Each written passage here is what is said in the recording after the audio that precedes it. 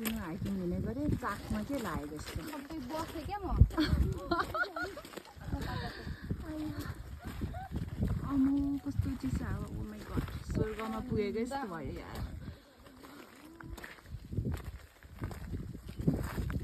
hello सबैमा आजको हाम्रो हाइकिङ रहेको छ एसटीएस रक गार्डन श्रम संस्कृति पार्कदेखि उठ्दै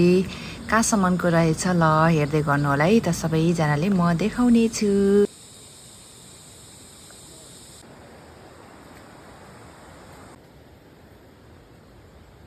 ल साथीहरु यहाँ एउटा सानो खोला छ यो खोलालाई चाहिँ हामीले तरेर जानुपर्ने हुन्छ है त त्यसपछि हामी उकालो जानुपर्ने हुन्छ उकालो त्यस्तो साह्रो उकालो त छैन ठिकै छ ल साथीहरु यहाँ हाम्रो गाइड्सहरु भने हिँडेको 10 मिनेट भएको छैन तर खानालाई तयारी भएको अवस्था छ है तर त्यस्तै हेभी हैन नर्मल मही अनि पानी मात्र हो है त र अहिले चाहिँ हामी खाइसकेर फेरि उकालो तर्फ जाँदै छौं है त हाम्रो गाइड्सहरु पुरा हिँडिरहेको अवस्था छ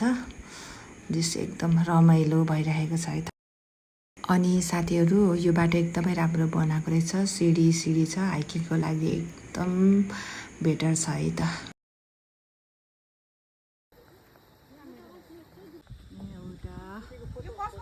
के भन्छौ यसलाई गोर्खा भ्यू पोइन्ट निर्माण हुँदै गरेको अवस्था रहेछ ल साथीहरु यहाँदेखि चाहिँ दामी भ्यू देखिने रहेछ अनि यहाँ भने ग्रीन कलरको क्या दामी लाग्यो क्या यो वाल रहेछ यसको मैले थोरै भिडियो लिए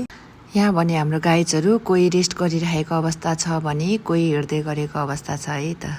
तीहरु जुन हाम्रो बनाएको राम्रो बाटो थियो नि त्यो चाहिँ यहीसम्म रहेछ है त अब हामी लाग्नु पर्ने हुन्छ बाटो हल्का झोडी छ तर त्यस्तो धेरै त हैन ठिकै छ राम्रै छ कस्तो भइरहेको छ मिठो है यहाँ हाम्रो आन्टी हुनुहुन्छ आज हामीसँग मिठो भइरहेको छ आन्टी हो त 14 साले मान्छे डरो हिँड्नु हुँदो रहेछ उहाँ 14 सालको ए कति पुग्नु भयो अहिले ए 68 69 70 अनि ल हामी 40 काटेर रमौलासँग 68 वर्षको